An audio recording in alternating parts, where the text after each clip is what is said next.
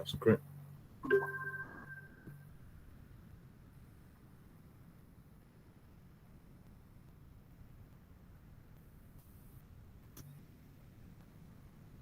Please let me know. Can you guys see my screen now? Yeah, we can see us. All right. So, brief intro about me. I would call myself a retired businessman. So, I've dabbled in a couple of businesses. I've owned a farm. I can sew clothes. I've worked in supplying diesel with my brother, quarrying equipment, button beads, jacama rods for, just I come from a business-oriented family. So, right from school, I've always tried to, partner with my brother or a sibling and, do one business or, just go on my own. And my corporate career, I've worked with OPE. I've worked with, I was a product manager at hotels.ng. And before I moved to ChipperCash, I was also a product manager at Chaka. Right now, on the side, I manage a portfolio of funds. So I invest my money and a couple of friends' money in stocks and crypto.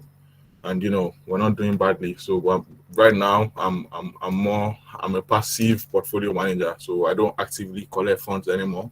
So just manage the little I have at the moment. And right now, I'm a senior product operations analyst at ChipperCash, which is where I work. A quick fun fact about me is that I don't eat swallow, right? I know that sucks as a Nigerian, but don't judge me.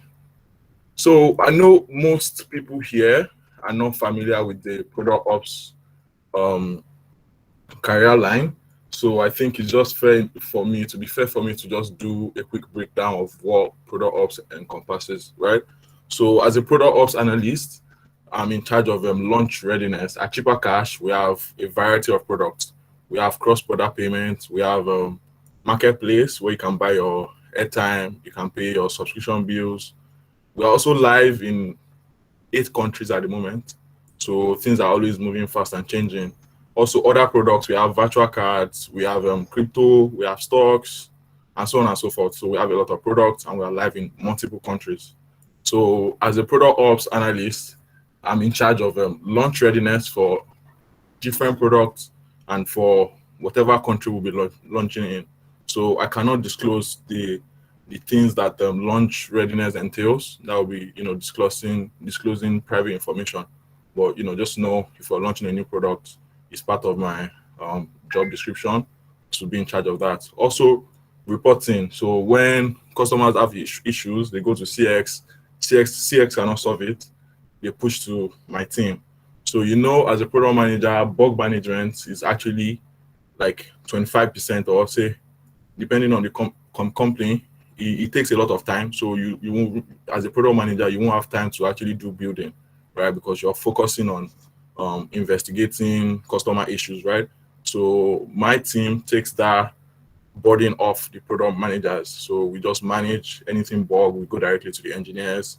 We triage the bugs for them. So that's also part of my information. At ChipperCash, we deal with money. So there are some transaction investigations we have to do.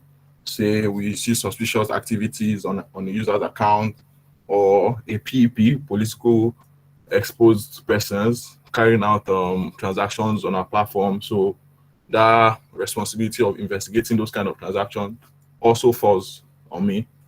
If you work in fintech or say any tech company, that relationships and partnerships are core of such companies. You have to partner with the likes of Flutterwave, Paystack, Verify Me, Smile ID, and so on and so forth. So it also falls in my department to manage these relationships.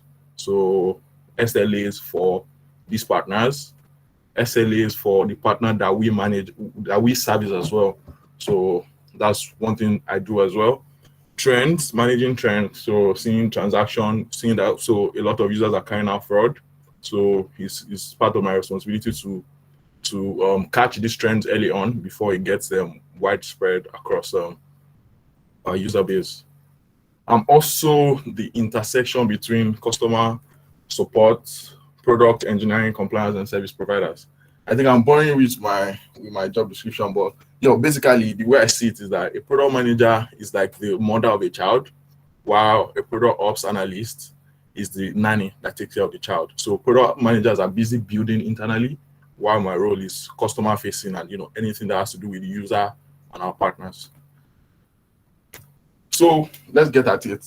The reason why we're here today, how to network as a product manager. So basically, let's go into the definition of networking, right? From Wikipedia and from the author of this line, Uber. So networking is a socio-economic business activity by which business people and entrepreneurs mean to form business relationships and to recognize, create, or act upon business opportunities, share information, and seek potential partners for ventures, right? This is quite long, so I came up with my own definition, which is networking is a socio-economic activity by which individuals build meaningful and mutually beneficial relationships. So in my own idea of networking, is not the way we see it, like, oh, I want to network with, say, GB of Flutterwave, this CEO of Flutterwave. Right now, you might not have a mutually beneficial relationship. I mean, not everybody, but seeing it on a surface level, not a lot of us have anything that GB probably wants at this moment, right? So for you to build a successful network, it has to be mutually beneficial. You have to have something you're offering. The person you're offering to has to have something to give you back for it to be, a successful networking activity. So let's move on. So what are the benefits of building a network? Why should you bother to build your network in the first place? So first off is, improve your professional connections. I know a lot of PMs, like, or say half of my professional friends or more than half are product managers. So if I want to diversify my my network or my friendship, I need, product designers, I need engineers, I need even people outside of tech, say teachers or aeronautic engineers or, business people as well. So networking is something that can help you achieve this. Go to places where you can find this kind of people, approach them, become friends with them. You can also build your network to gain knowledge. Say you want to learn new things about a new industry or a new career path that you just heard about and you want to learn about it. You can network with people already in that line and they can share more information about the career with you. So also you can seek guidance. So can you guys hear me? 100%. Yes, we You can can. go on. All right, sorry, my network. I'm getting network error here. All right, good. Moving on. So you can also seek guidance and advice, right? So you can look for people that are like senior product managers or head of product, VP of product. So you're stuck in your, in your day-to-day activity, and you need someone to clarify something for you. So you can also network to get guidance and advice. For career advancement and job opportunities, so people that are entry level, you see a company that you like a lot, right? And there's no opening, so you can network with people who work there or with the CEO, and talk to them about what you have to offer them and see if you can get a job with them or if they will notify you whenever there's an opening. Develop personal relationships, just have friends, like I mentioned earlier. Improve professional connections. It's similar to developing personal relationships. You just want to be friends with people in this field, or someone is sharing knowledge on LinkedIn or Twitter all the time, and you believe that adding this person to your circle of friends is really going to help you. So you can just use that person to develop your personal relationship. Also to share common interests, right? So you can go on LinkedIn, see someone sharing things that are similar to what you're experiencing. So it won't be a bad idea to become friends with that, since you guys have common interests in common. You have similar interests in common, rather. So how do you effectively build your network, right? So there are different ways you can do that. First off is social media, which is like the most effective in the 21st century that we are in right now. So social media, Twitter, LinkedIn, which is the more professional one. You can comment on people's posts, get familiar with them. You can share articles that you find interesting.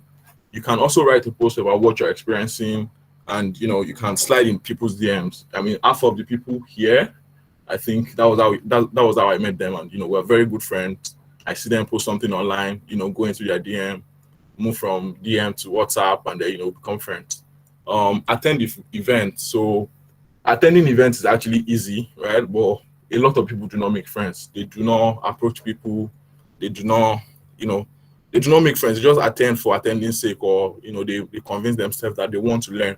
But the most beneficial part of attending events is actually meeting people, and there are tips that you can use to approach people. So first off is compliment people. When you see someone that you like and you want to talk to them and you don't know how to approach them, you can start with a conversation starter. Say, move to them. Oh, you like their shoe? How did they get it? Right? Or just compliment their hair. I mean, women. So women compliment their hair. If you've seen someone's activity on LinkedIn or Twitter before, and you've seen them in real life, tell them that, oh, they wrote something the other day, and then you find it interesting. You can, that's like a conversation starter. Remember their name. So this point was actually something that happened to me in 2019 rather. So Product Dive had this event in NG Hub in Yaba, and I was there. And then as customarily, the early birds, you get to introduce each other before a lot of people join in, and there's no time to go around everyone. So during that time, we introduced each other. I mentioned my name, what I was doing that time, and then the speaker, towards the end of the presentation, because I already introduced myself before we started. So towards the end, she was explaining something, and then she pointed at me and mentioned my name. She said, for example, look at Abdul-Roheem. And I was shocked that, that she remembers my name, because usually everyone, Abdul, people cannot really call my name in full, right? And, that moment is something I can never forget. It had an effect, an unexplainable effect on me. The fact that it made me feel important, right? So ever since then, I always try as much as possible to remember people's names, like, be different, like everybody that I call, trying to remind them to remind you. I mean, that's not a problem to tell them to remind you their name, but, it would be good if you pay attention and, remember people's name and call them by their names. Join communities, like the community this presentation is coming out of, people in products. If you are interested in product management, or you're a product manager already and you're not in this community, I strongly advise you to join, because you're going to meet people. So another example I will cite for communities, my Chaka job, I actually got it through a community. So there's a community for stock traders that I belong to, which was where the CEO also belonged to. And, I actively make comments, I share opinions, I share my trades, what I was buying, what I was selling, what I thought about what was happening in the market. And the core attention was not even only Chaka's CEO's attention. I got to become friends with Yamo of Bamboo, CEO of Bamboo, who later introduced me to the CEO. But that's the story towards the end I'm going to share. So a lot of people also have problems being, they say they are introverted, right? Which is not a bad thing. It's a personality type that actually exists. But, my advice is to, try to be introverted outside, right? Is you don't stay indoor and, say I'm introverted, then I'm introverted, right? Why not say that even though I'm introverted, I'm going to try to make friends, right? And and from my experience with introverts, I think it's just lack of confidence to say that, oh, I might make mistakes, they might make jest of me, I don't know what to say, they might find this weird about me, or they might find this funny, right? So just be confident and own your uniqueness, and try to connect with people. Also, when you're trying to build a network, you should try to have a genuine conversation. So a lot of people, what they do is that you need something from someone, then you go at them, and then you bombard them. Oh, I need this, do this for me, do this for me, right? But if you try to have a genuine conversation first, and you try to be friends before asking, rather than seek, you should try to give to them and see ways you can offer to help them, right? That would actually set you apart from the hundreds of people that are actually trying to get the same thing you're trying to get. So offer to help as well. When you see people complaining about something, and probably something you've gone through before, offer to help them, guide them through. Or if it's a service, you can, they are complaining about writing an article. If it's something that you're good at, you can offer to help. Or if you have experience, something that you've done in the past, you can also offer to help them. Referrals are actually also good. I mean, some people, I can't see the attendees right now, but some of the people I invited here are people I met through my friend's status update. So I like this person. Can we be friends? We share number. Also, other people too. I got your number from this person, which is actually good because you have someone in common and someone you can trust, and no, they don't mean any harm, and you guys can make long lasting relationships. So maintaining a relationship, I mean, it's good that you've gone to the event, you've gotten this person's number, you've connected on LinkedIn, you know each other, but like, how do you maintain that relationship? Which I think is the hardest part. I think one thing I've noticed about people is, a lot of people are boring, right? So how are you doing? Next thing, I'm fine. That's it. That's the end of the conversation. And then 2 weeks later, hi, how are you doing? I'm fine. Again, 2 weeks later, the cycle just continues. So you need to not be boring, like know how to maintain conversations, like know how to explain your day, know how to find things that are interesting, things that can actually form a meaningful conversation between you and the other person. Also, don't be desperate and entitled. I'm not sure if this person is here, but before getting my cheaper job, while I was interviewing, so I reached out to a couple of people that were working at cheaper, and told them that, oh, I'm interviewing, I need your time. And there was this person that was the only person on LinkedIn that had that role, that the job title that I was interviewing for.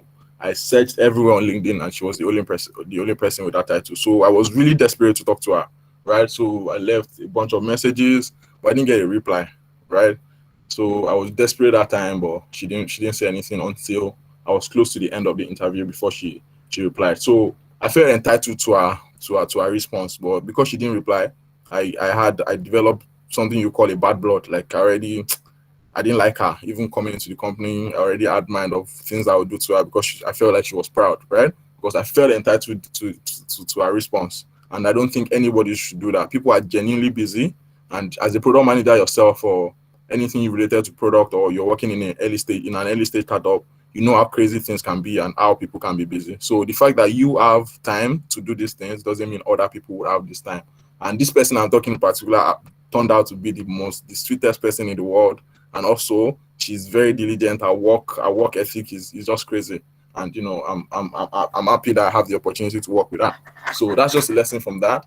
Also offer value, right? So what a lot of people do is just the same thing as being desperate, right? Or people that are seeking, right? They don't have anything to offer people. Like what you just want is take from people. Share something valuable about yourself, or share, just be interesting and offer. Try to don't seek. I don't know how best I can explain this, but just offer something tangible that can set you apart from the crowd, right? So share knowledge as well. So a lot of people, like Princess Bridget, the way we became very good friends was that whenever I see an article that I found interesting, or a website that has a very good user interface, I share with them and I share my opinion. This is a very good website. This is a good product. What do you think about it? So before you know it, when you keep sharing these kind of things with people, they develop a feeling that is similar to death, right? It's not death like die, but death like you're owing someone. So because you've been doing it for them, they want to reciprocate, right? So they too, they look for things, or when they see things that are interesting, they exchange with you, and before you know it, you guys are chatting and having a conversation, meaningful conversation every day, and you're friends, right? So whenever you see things that are interesting, that you find interesting, be rest assured that there are like-minded people like you out there that you can share with. And one trick to this is that you should not overdo it. When you share things with someone 3 times and you don't get a reply, is the person is obviously not interested. And this go back to point two: don't be entitled to their reply. Don't feel offended that they've not replied you, or they are snubbing you, right? Different people have different things they are going through, and it's totally understandable. So you need to learn to respect their boundary and not overstep yourself. So don't be scared to share ideas as well. So one of these things I've noticed, I mean, I've spoken to some entry level product managers on the community, and when they have ideas, and I say, why don't you pitch this startup? They'll be like, oh, they will steal my idea. This has happened to me, which is fine. But even if it hadn't, there's nothing I want to do with that idea. If I did not share it, and the people that took the idea, they stole it. If it was just with me, it wouldn't have. But the risk of sharing with them and probably gaining something I wanted in return it outweighs the idea of them stealing the idea. If they don't, and be rest assured that there are 7.9 billion people in the world. Your idea is not new to you. Like, there are other people, plenty other people with that same idea. Just go on Twitter and see what people are tweeting about, and the fact that you can relate with it should show you that nothing is actually new in the world. That is execution that matters. Is who can do it best. So initiate conversations as well. It boils down to sharing things. If you find a video that is very funny or something related to someone's field, right? So my cousin is here on the call. She lives in Germany. Anytime I see, probably everyone has seen these videos where different languages pronounce different things, and the German word is usually the longest or the funniest, right? Things like this, when you see it and you know that this person can relate because this person is this person, you can share, right? So that way, you people, you'll not lose touch, and you keep having meaningful conversation. Be cautious as well. So a lot of people, they you over what's the word? I wrote down the word somewhere. You is it called simp? I think it's called simp. Like, you over familiarize with people you don't know. Like, it's good to sorry, can you guys see my messages? I think you're sharing just the screen, so no. Okay. So you should not over familiarize yourself, and be cautious as well. Don't be disrespectful to people. Have a little bit of respect. Like, no, you won't talk to people you just met the way you've been talking to people you've known for 6 years. The inside jokes you make. You don't know what people are insecure about. So you really do not want to overstep your boundary. So it boils down to respecting space as well. So you sent a message back to back 3 times to someone and they've not replied. You should know that, you should give them the space, and probably next time you should probably be asking after them genuinely, and asking what's wrong. You sent 3 messages, but not like, you sent one article, the person did not reply, you shared your opinion, no reply, you shared again, then stop spamming them. So, next time you just need to take your time and, ask a genuine question, ask about them. And, if they do not like what the things you're sending, or they don't have time for it, it's fine. Again, don't feel entitled to their response. So moving on. So how do you reach out to people? So this is something, I'm sure almost everyone on LinkedIn has seen this. You see people send you hi or say hello, and, nothing, no follow up. They just hi, hello, and they expect you to take out time to reply them. And, you start, how are you on LinkedIn? Like, these are things that actually happen. I was going to post screenshots, but then I just thought to respect people and not, expose people. So, but how do you do cold emailing or cold reach out to people? So first off is to introduce yourself. These people do not know not safe for work, but they don't know who you are, right? So you need to introduce yourself. What have you done? Why are you reaching out, right? So also, it's very good to set yourself apart again. You have to familiarize yourself with the person you are reaching out to. So you've seen the article somewhere, or you saw the video on YouTube, or there was a book they posted that has helped you, or they have a community or a product that you've bought in the past, and you can share that, oh, I've done this for you, blah blah blah. And then be quick to say what you want. Why are you reaching out to them? What do you want them to do for you? So you also have to include this straight up. These are 3 main points you have to include in whatever cold email or cold message you're sending out. At the same time, you have to make it very short and concise, because you don't want to take out their time. They are very busy. You have to assume that people are very busy and they don't have time to go through 6 paragraphs of letter or message. So here is an example that I think is very good. I saw on LinkedIn. So this is like a template you can use. Hi, my name is, and what you do, where you do it, and your reason I'm looking at to transition into product management, and I think your career path and trajectory is very impressive. So you can add a little joke. So please cut small soap for me. Something, a little humor to lighten the mood, and go straight to the point. I would love if I can get some advice from you, given your expertise in this field. So to join product management, I found course A and course B, and it seems to be popular among Flutterwave employees. Do you have any recommendations whether I should take course A or B? Thank you so much. I'm looking forward to hearing from you. So you've given, with this kind of message, you've given the person options. You've told the person what you want, and you've very short and precise, and straight to the point. And I don't think anybody that has a good mind is going to ignore this kind of message. So moving on, I would like to share case studies about people that have successfully done cold emailing and cold reach out. Even myself, I mean, there's an example. So Dayo Koleo, who is currently a partner at Microtraction. If you don't know Microtraction is a VC company in Nigeria, and probably all of your favorite startups in Nigeria, they have Microtraction on their cap table. Microtraction is an investor in them, so they are the biggest in Africa, or in Nigeria, and probably in Africa. I'm not sure. So here is how Dayo Koleo became a partner at Microtraction. So he just came back from the UK. He did not have a job, and this was the email he sent out to the CEO, and now he's a partner. Like a partner at the VC means that they have profit sharing formula, and they basically own the business together. So this was what he said. I would like to offer my services for free in helping make starter a reality. I just moved back to Nigeria last week and currently exploring the tech ecosystem, and what better way to get started than helping make starting up in Africa simple. I stumbled across a tweet this morning by Sheyi Taylor of Tech about Lagos and startups. In the process, I learned about Dotun, Oloporoku, and Strata for the first time. I signed up for the waiting list, but felt the urge to go a step further.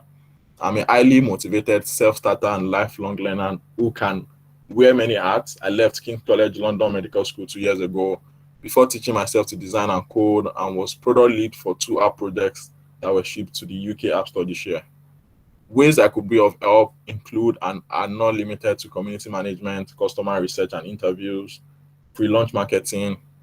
For example, I would like to create a weekly newsletter similar to Mattermark Daily. So if you see here, he's sharing his idea. He doesn't even care if they steal it or not, right? He's putting the idea out there, and then he introduces himself, what he has done in the past, what he's currently doing, and offer the service for free because he knows the trajectory. So I think a lot of entry level PMs, you can look for your favorite startups, not the most popular ones, right? Because popular ones have money to hire people, like genuinely. I mean, you can give it a shot, but my best advice would be like, go for people that I just saw in the news. So maybe they just got into YC, or they applied into YC, or there's a new interview on Tech About. So you have to read tech news on Tech About, TechCrunch, to look for the startups, go through and scrutinize their website, or download their app, use it and test it, and find bugs, or find very things that the bad things they are not doing well, and write to their CEO, and pitch yourself and how you can help, the things you would have done better. So another case is Kaine and Lofty Inc. Lofty Inc. is also one of the biggest VCs in Africa. It's managed by Ayodeji Bello. So Kaine now, he has moved from Lofty Inc. He's not even there anymore. He's now with Target Global. Target Global is one of the biggest VC firms in the world. And this was where he started. This was his humble beginning. See the way, his cold email to Ayodeji Bello. So I trust you are in great health and spirits. I'm currently interning at Afric Invest Group within their VC team. My skills around helping founders come from being a founder myself, working for an incubator and a VC. As my internship is nearing its end, I am looking for my next role supporting entrepreneurs and VCs globally. Does anyone or any opportunity in your network come to mind? Please find attached my resume. Thank you. Best, Kaine. So this was straight up, and Idris contacted him. They had an interview, and he became a scout for them. While he was a scout with them, he also launched his own venture capital company, Suya Funds or something, Suya Capital or something, and now he's with Target Global, right? So this is, I'm about to cast myself. My people that I work with at Chaka now, they know that I have something with Bamboo in the fast now. So yeah, so like I said earlier, in a community that I belong to with so in a community I used to belong to, where I met Chaka CEO. Like I said, I also met the CEO of Bamboo, which was Yamo, and CEO of Riceverse. There were a lot of CEOs on that group. I mean, it was a paid community group, and it was owned by Jason Njoku of Iroko TV, right? So from there, I pitched to Yamo, and she said that she was not in charge of hiring tech talent. So she was going to. So she did a brief intro. Sorry, can you guys hear me? Yes, you can still hear you. Oh, all right, great. So she did a quick email intro. Yamo did and introduced me to Richmond. Richmond was the CEO. So this was the email I sent. So I introduced myself and thanked them Yamo for taking out time to introduce me. So then I introduced myself. I'm a product manager at where I used to work, and then also my past experience. Then I am an avid trader with a knack for testing and trying out trading products.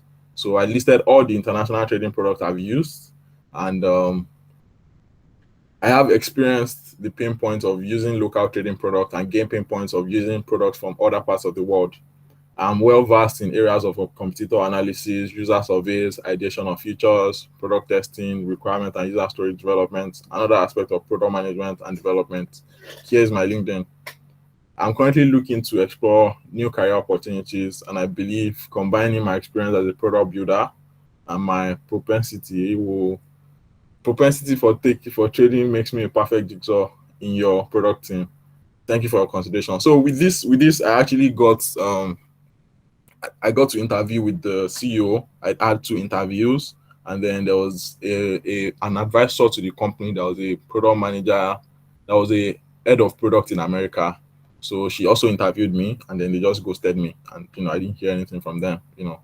So that was how and I think a week later, I was talking to them, and at the same time I was talking to Chaka as well. So Chaka reached out first, and then I took the job with Chaka, and these people did not reach out for about 4 6 months or so. So yeah, that was how the story went. So again, during my interview with the CEO, I made a pitch deck just like this, and I came up with all my ideas, and they even collected the pitch deck, and they eventually actually implemented the things in the pitch deck that I shared with them. But no bad blood. If anything comes up in the future, I'm always ready to work with them.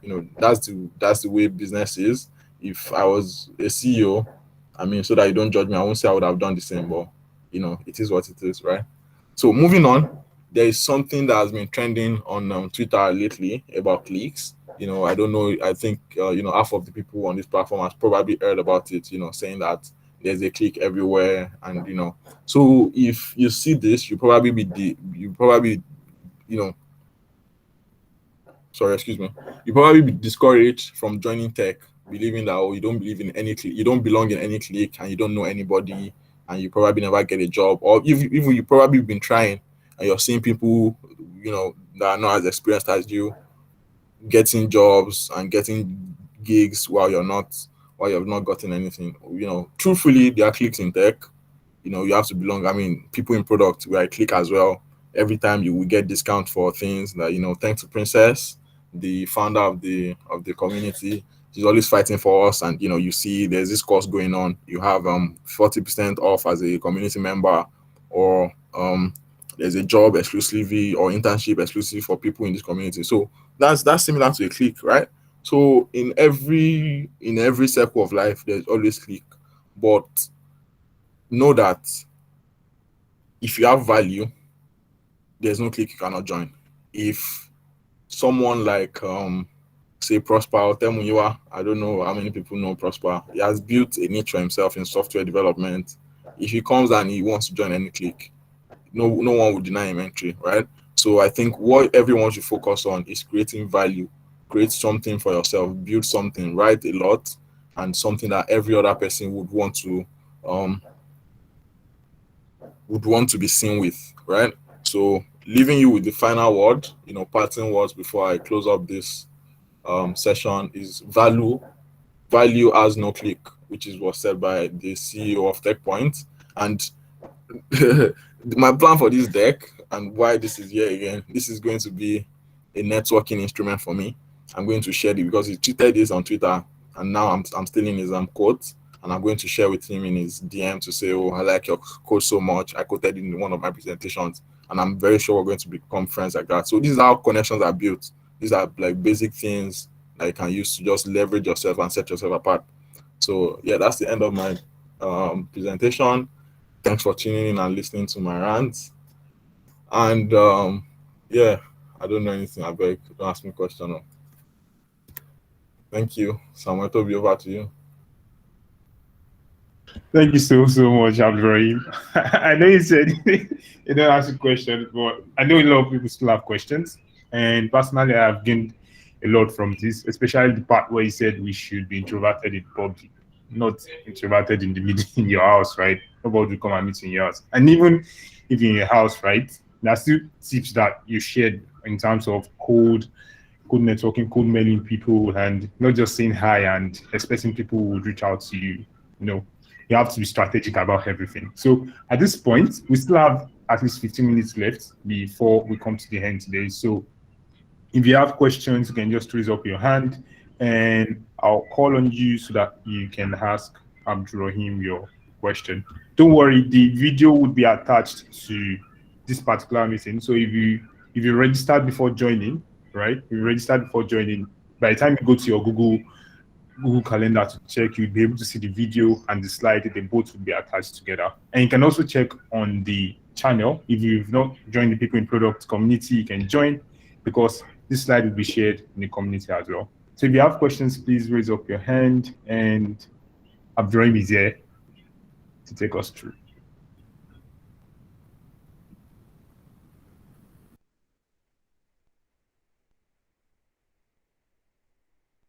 Or if you have something that you like Don't to be contribute. scared. That was a joke, actually. You know, if you have any question, Exactly right. you can Yeah. ask. Yeah. If you have any question, you can ask.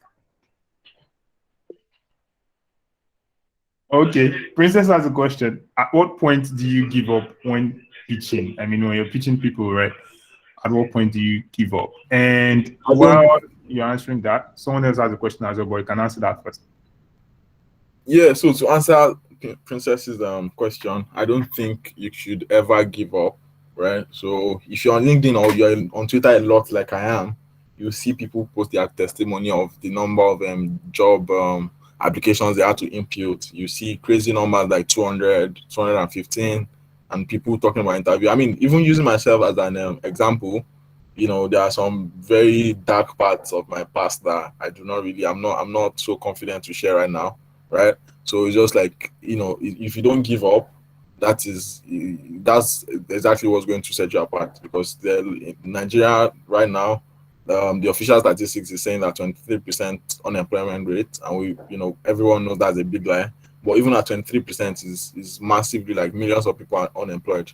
So it's your consistency and your tenacity that's really going to set you apart. And you know, just, and for every failed experience, for every failed attempt, it becomes an experience and a learning point for you, right? So you know what the things you've done wrongly and how you can, you know, do them again, and it just makes you better at it. So I don't think you should ever give up at any point in time, because if you give up, you're still as good as not. Okay, I wanted to have a motivational moment there, but it did not work out. Aspire to pass fire. It's okay. These people did not work out. But yeah, I don't think anyone should ever give up at all. Like Yeah. never ever. Makes sense. Thank you very much, Abdul-Roheem. Please, if you can't raise up your hand and if you can talk, just send your questions to the chat. I would read it out and Abdul-Roheem would answer them. Daniel, you can go ahead and talk, please. I can see your answer. Daniel Olanihun, Okay, please, you can go. yes, thank you. Abdul-Roheem, thanks for that nice presentation. Okay, so my question stems from a more co-founder perspective, because I'm a co-founder, and as a co-founder, you always have to do some public facing with your first users and then with investors. So I am a co-founder in a company. This is why I'm asking this question. So we've typically found it challenging having to reach out, and like you said in one of your slides, that people want to relate with people that they get referrals from. So that has been sort of like a challenge. And truth be told, things are there is click, to be honest. So so I was wondering, for you, as a person, what would you recommend to do? And also, secondly, is it possible, since you do a lot of outbound facing of like you said in your job description, I was wondering if it is possible to also have any interaction with you, so that you can basically just advise around this. Thank you. Yeah, regarding, I'm very popular. If you belong to people in product community, they know I'm a menace on that group, right? I'm always causing trouble, so you can always slide in my DM and tell me, or even ask for my WhatsApp number, and then we can talk about it. And regarding how to build relationship for your product, I think one good place to start, which is always very difficult, is friends and family. Like, look for people within your network. So I'll use this opportunity to answer a question that was posted here: how to get entry level. So my gig at hotels.ng, there was no opening, which was my first product management gig. There was no opening there, and I've been trying tirelessly to get into the corporate world after leaving my very toxic work in February. So I've been looking for everywhere. I've tried, pitched, written emails, apply for jobs, even the jobs I didn't want, because I was just so fed up, until I realized that I actually have someone that has worked with hotels.ng and is always tweeting about the co-founder, and they're always having this bromance thing on Twitter, right? It was like the green light for me, and then they introduced me to Marquesian, and then I went to the office. I had to interview with somebody, and all of them, they were, I mean, it was the interview process didn't go really well, but at the end of the day, I got the job. So my main point is, like, you have to start from friends and family, or you have to pitch to people within your network, people that already exist within your network.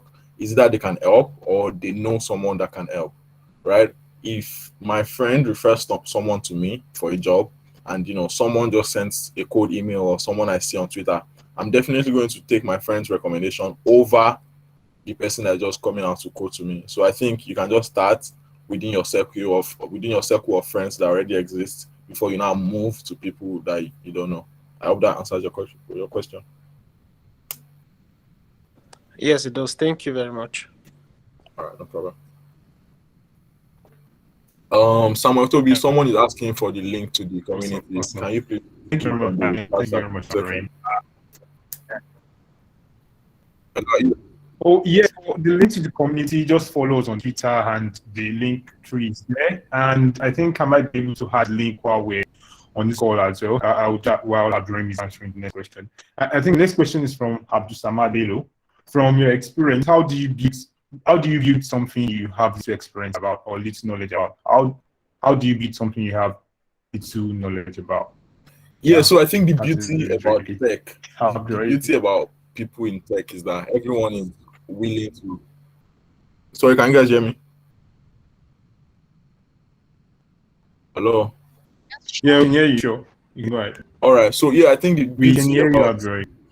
yeah, the beauty about tech is that everyone is open, and everyone is willing to learn, and everyone is willing to help.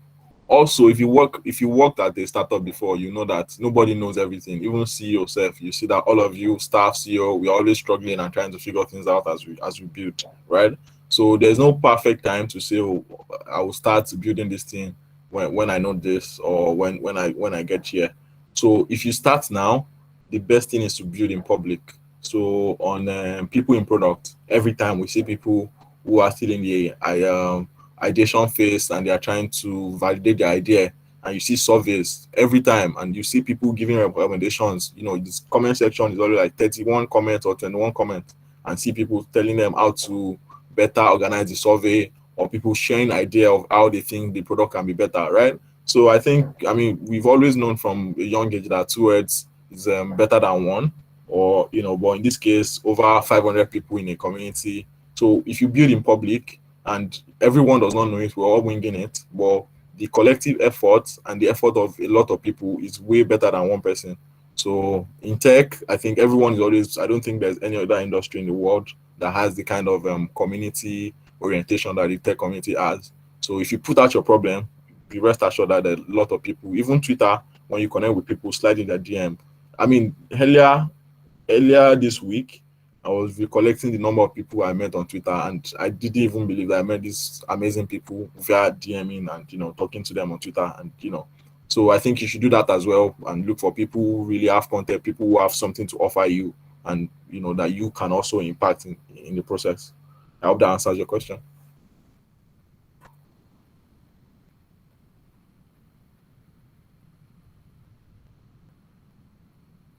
Can you guys hear me? Yes. That's it. So Yes, yes, we can hear. We can hear. I don't know if you can. Yeah. Okay. I'm bringing a question with respect to when you're pitching companies or when you're pitching for a job. What we talk about you reach out like 3 times and don't get in response, right? So at what point do you leave them alone forever, or do you and strategize on your code mailing or something, or reach out to them on that channel? Maybe you start on LinkedIn 3 times and so at what point do you leave them alone and give up with respect to that? Yeah, truth be told, there are certain companies that they are trashy, like the old management. They like putting people on hold, and you never get a response from them, right? So it's you. I mean, I don't think there's a framework, because you truly cannot differentiate between a company whose management is genuinely busy and they are firefighting a lot of things. Previous to having a tech experience, usually when people snub me, I create excuses in my head. Not even excuses. I create reasons for me to be angry, because why would you see an email and not reply? But then going into tech and seeing that Monday to Sunday is bass boss, there's no time, you're always busy, and then I came to appreciate the fact that it's not easy, that people can actually be working, and at the same time, even in your head, sometimes you reply that email and you're fighting a bug, or a customer is on your neck, and then you just forget about it, right? So I think it depends on your empathy level to know when a company is actually genuinely snubbing you, and when they actually do not have time yet, or probably they are still in discussion about how to move forward with your application, right? So I don't think there's a framework to say when exactly to stop spamming them, or when to stop reaching out to them in general.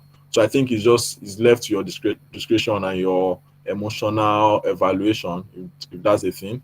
Just I think it's just based on how the vibe you're getting from them that should determine when you should stop, because I don't think there should be a framework that fits everyone, because really startups are hard. Like, it's not an easy process. And yeah, I hope that it's not comprehensive enough, but I hope that helps. Samuel Toby has dropped off, so I'll just pick questions. Sorry, I'm still here. I had a little bit of network issue. Glow is down in my area, so I had to switch to MTN temporarily. Yeah, I can't see the charts anymore because I left and joined one of the cons of Google Meet. Okay, I don't know if anybody else still has questions. I was unable to listen to the last question you answered, but we just have 6 minutes left, so can still give us. There's a question from David Ijaola, Ijado ETH.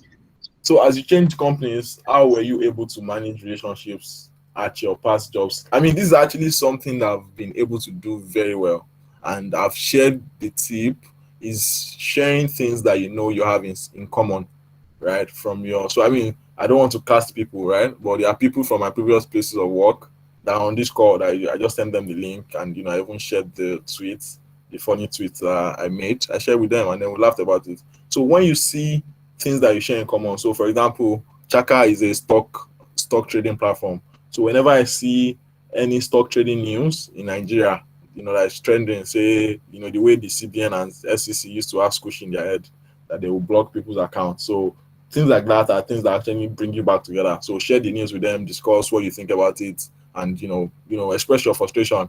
You can empathize because you've worked there before and you know how frustrating that kind of news can be on the staff. So empathize with them, show your feelings.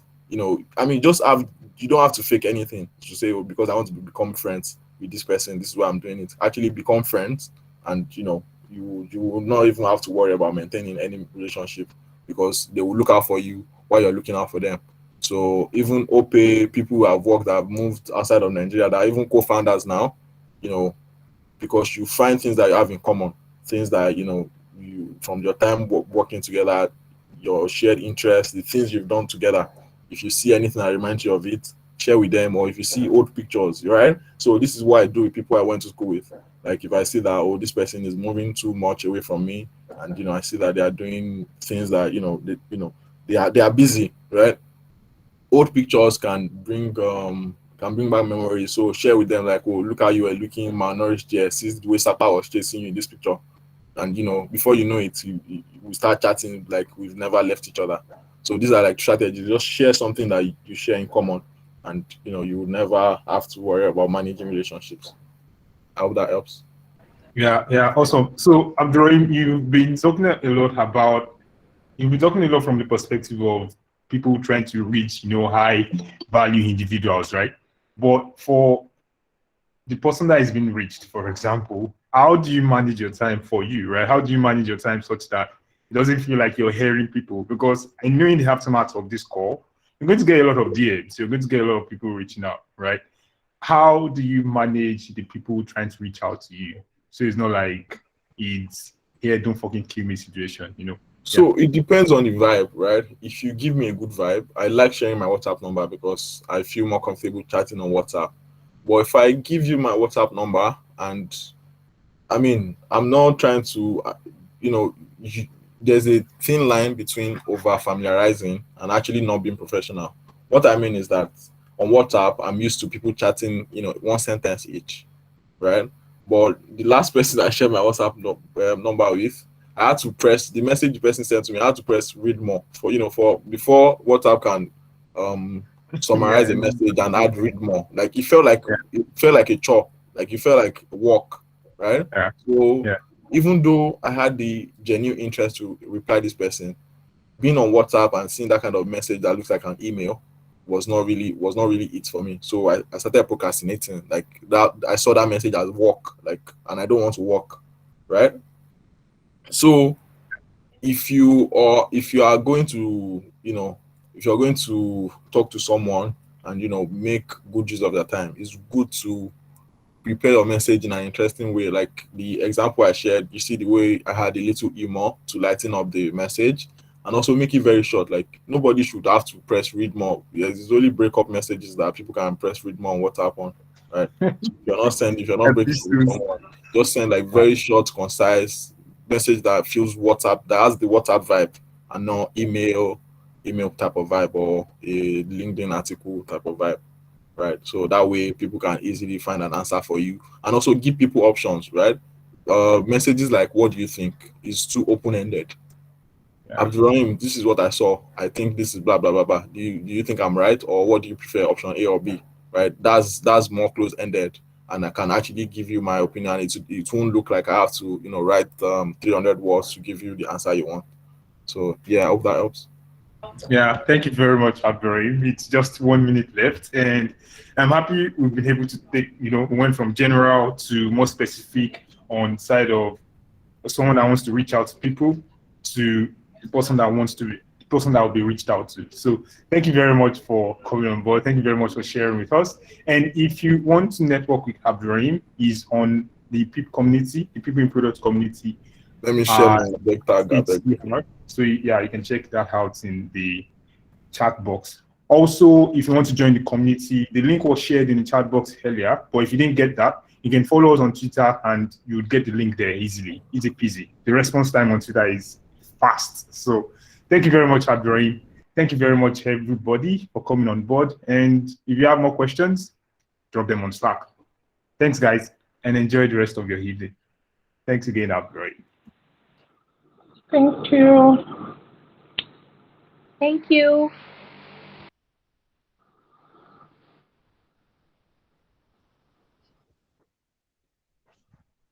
Thank you for your time.